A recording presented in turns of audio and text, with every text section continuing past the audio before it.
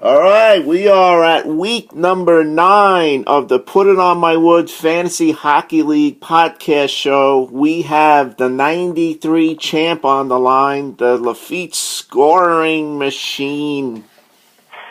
Hello, everyone. All right, scoring machine, let's get right to it. 52-point week, led by your defenseman, Roman. Light the candle, Yoshi, 16 points. Yeah, big week for Roman Yossi.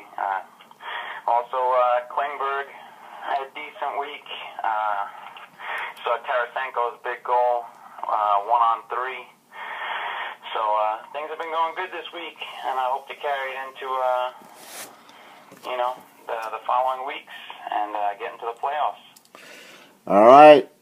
Your defenseman, cumulative defenseman points, you've led the league 4 times in the last 5 weeks. What is the secret to your success with drafting your defenseman going into this season? Because right now, you are second in the league in cumulative defenseman scoring after 9 weeks. Well, I always did my homework on the defenseman. No matter what. I mean, it's a little easier to pick the forwards, but defensemen is a lot harder. So I try to concentrate on that, and, every year I make sure to pick some defensemen that are mostly part of the power play and are putting up points, and it seems to work, so keep going with the same strategy. Now, you did explain a couple of years ago, the Puckheads actually called in and he credits you for helping him draft the last few years some very outstanding defensemen. You brought up a point to him, Puckheads, that you said, and I quote, the defensemen touch the puck the most on the power play, so you want to make sure that you get a good quality scoring offensive defenseman.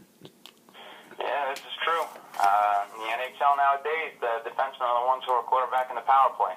So you got to get the right D-man, especially, number 1, number 2 D-man on the team. They're touching the puck more than anyone else during the power play. So these guys, most of the time, are out there for about a minute and a half on the power play. So they're going to get points. You got to make sure to get the right one, and you'll have success.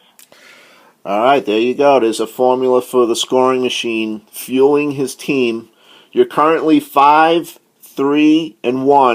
You're in second place, chasing the ice hole. You gain the game on them.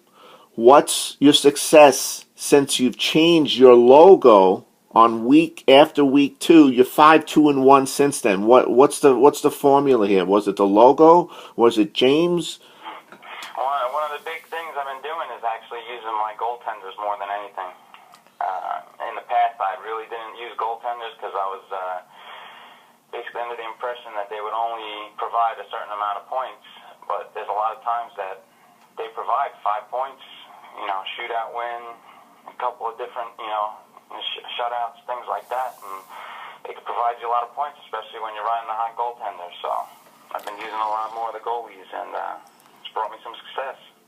There you go. One thing about a GM during a season, you must adapt to the personality of your team, what your strengths and weaknesses are, and the scoring machine has done that with his defensemen and his goaltending of Jake Allen and Cam Talbot, two players that are helping him move forward in the standings. All right, we have a matchup coming up now in Week 10. This is the stretch run of the season, 4 games left. You're playing your brother, the Texas Gold Diggers, who has a very strong team. He's about to get Malkin back tonight, almost 95% sure. What does it take of your team to beat the Gold Diggers, who's also fighting for a playoff spot? Right now, if the season ended, the Gold Diggers are in the playoffs. It's going to take a good week for some of my forwards who need to wake up. I need to get a big week from Van Riemsdyk, Patrick Kane, and Austin Matthews. These guys had a couple of slow weeks. I need them to wake up, and my defensemen just to keep pitching in. And hopefully we'll get some success. All right, there you go. You heard it from the scoring machine. on his State of the Union of his hockey team, currently 5-3-1, is fighting to against the Ice Hole for the Patrick Division title. The Scoring Machine, you've made the playoffs 2 years in a row.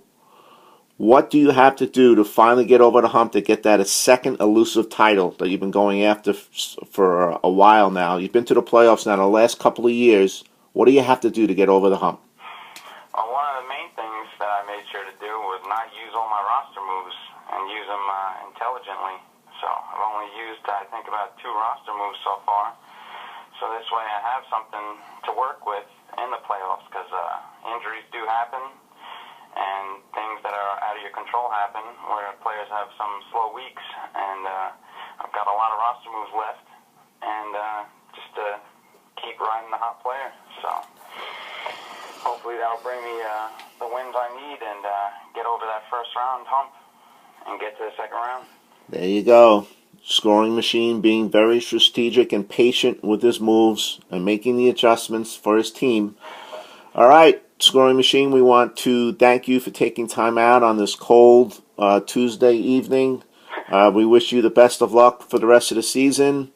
And once again, James wanted to throw in that he wanted to have your old logo on the screen compared to your new logo, but your new logo so good we don't want it to to even come near the old logo, right?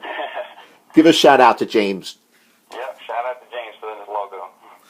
All right, there you go. All right, buddy. All right, thank you and have a good night.